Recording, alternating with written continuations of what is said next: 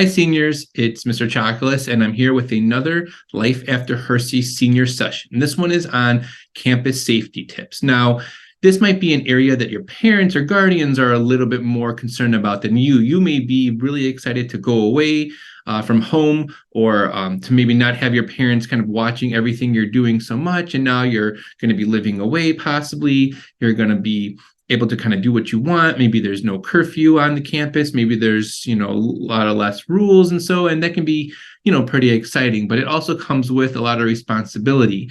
And sometimes we don't realize how much our parents might be suggesting or recommending things to us. And we think they're just maybe nagging, but maybe they're telling us some good tips just, for our own well-being and in our safety. So if you're not listening to some of the tips they give, maybe you'll listen to some that I have for you here in this really quick overview of campus safety tips.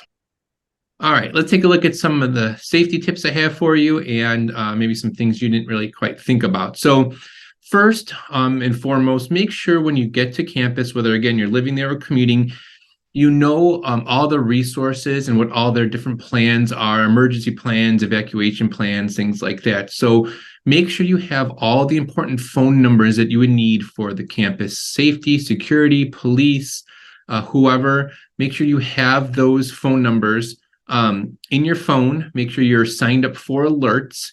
If the school has an app, highly recommend to download the app so that you get all the news, the latest, what's going on. It could be a weather thing. It could be something worse. Like just make sure you're informed, right? You have that so you know what's going on.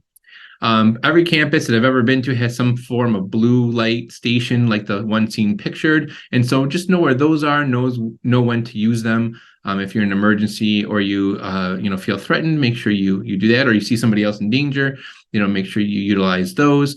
Most campuses also have some kind of ride service, right? So if it's late at night or you're somewhere, even if it's off campus, some colleges will come pick you up 1 to 2 miles off campus and drive you from, it could be a social event back to your residence hall. It could be from the library to your dorm. It could be from, a classroom building to the train station. Like somebody will pick you up that you can trust and it's free. And instead of trying to walk. And again, like I said, know the plans, know the evacuation plans, emergency plans, in case, hopefully it doesn't happen, in case something does happen. All right. So when you're, away at school, and depending on the school and the size and where it's located, there can be a lot of things going on. If you are in a really small rural campus, it might just be people at your school, pretty small, not a whole lot going on. But if you're at a school in a big city, I mean, your dorm could be steps away from, just where the public is, where people live, and where train stations, bus stops, all that kind of stuff. So just always be aware of your surroundings. A lot of times I see students, here walking around with the earbuds and where someone's talking to them and they're like, they have no clue. So just be very careful when you're walking around, especially outside. If you're, like I said, avoiding dark areas, shortcuts, secluded, like don't cut through alleys and stuff like that. Don't have earbuds in either, or music, something where you aren't going to hear if somebody's coming. So trust your instincts. If you're like, I shouldn't walk that way, or I shouldn't get in the car with this person, or I shouldn't, go into this building with somebody I don't know, or I shouldn't let this person in. Trust those instincts and maybe say, I'm just not comfortable with that. I'm sorry. Try not to walk alone. Anybody, you might think you're the biggest, toughest, football athlete, something like that. Just that doesn't mean you're any safer walking alone. If somebody has a weapon or something like that, doesn't matter how big you are necessarily. So try to walk in pairs, and that way maybe you're less likely to be lost in your own earbuds or something. You can kind of look around, buddy system, right? Ensure someone that you trust has knowledge of your whereabouts outside of your normal routine and your plans to return. So if you are going to visit somebody at another campus, tell your roommate, like, hey, I'm going to go visit my friends from high school, at such and such campus. I'm not going to be back till Sunday night, so that you don't just disappear and they're like, where did they go? If you're going, I'm going to go to study at the library. I plan to be back at midnight. And if you're not, like hopefully that person will text you or let them know. Again, even your parents, hopefully they're not tracking your phone or anything like that. But let's say all of a sudden that phone goes to visit that friend somewhere and you never told them. They're like, why is why is my child all of a sudden 3 states over? And they didn't know. So just let them know. And that way somebody, will be able to just check in and make sure that everything's okay, right? And another just option, if you don't, hopefully you don't have to use it, but is learning self-defense. And if nothing else, it makes you feel a little bit more confident, or it could scare off, hopefully it doesn't happen, but like a potential attack or something like that. It's always good to just know some tricks and be prepared for the worst. As I kind of mentioned earlier, be careful of who you let into places. Residence hall, building, if it's alone or late at night, you're walking in and you're like, I don't recognize this person, and there's nobody at the front desk, and they don't seem to have their own, key. Like, if they seem like they're trying to come in with you, like maybe take a detour and come back around and see, hey, do they go in themselves? Did they have their own key? Great, no problem. Or if like, oh, wait, now what did they do? Then it could be concerning, right? So just be very careful. If you're trying to get cash at an ATM somewhere, just financial, make sure that you look around, that nobody is looking, nearby, or you're not carrying large amounts of money out of there. Just, be very careful with that. You're an easy target then. Make sure that your valuables are not in plain view. If you're driving your car to a campus, make sure you're not leaving your laptops and all that stuff out. Even if you're leaving it in a parking lot, and because you live on campus, and you don't check your car, you might want to check your car every now and then, make sure the doors are locked and nothing's out in view. And dorm rooms, a lot of times people leave their rooms, open, or if they live in like even a frat house or sorority house, and it's not like, swipes or something to get into your room, people leave it unopened. You never know who's going in there. So just, lock your stuff up. If you're going to get a bike or some other kind of scooter to get around, make sure you have the proper locks for that. And anything that's really important, driver's license, credit cards, you should probably keep those on you at all times. Put them in one of those phone cases, or in a wallet or purse or something like that.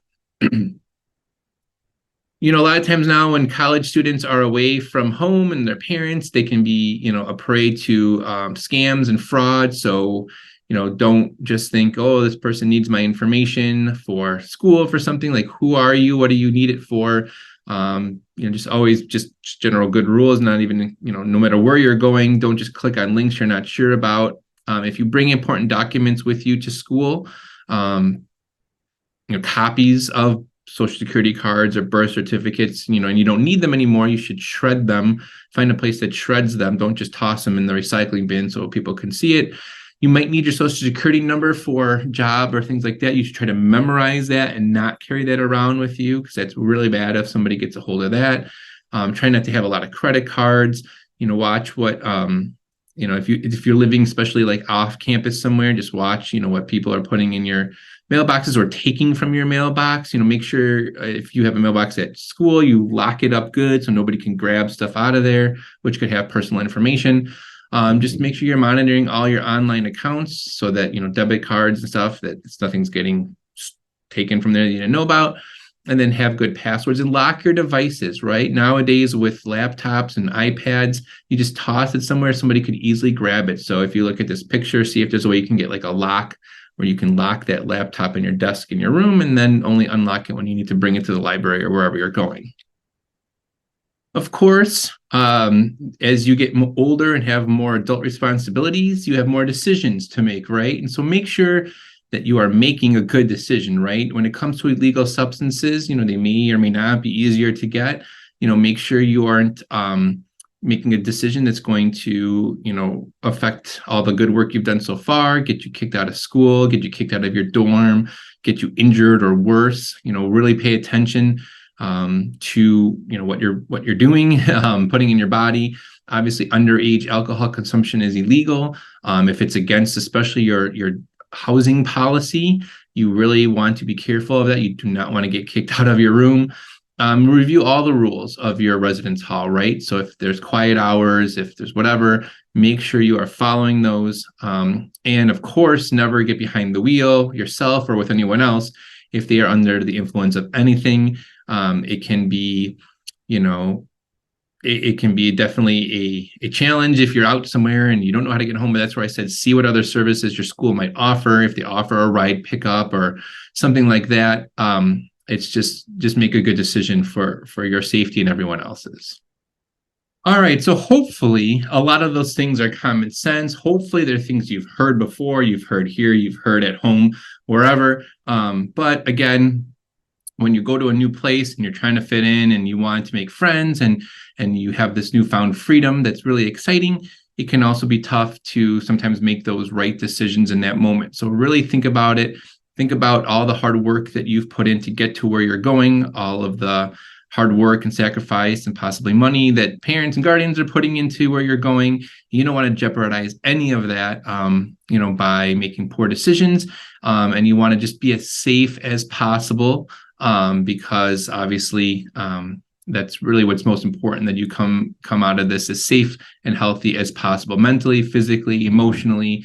And there are some things that you can do to help prevent those, along with some of the other tips we've given in some of the other presentations so far. So if you have any questions on any of this, please let me know. Otherwise, check out one of our other Life After Hersey sessions. Thanks.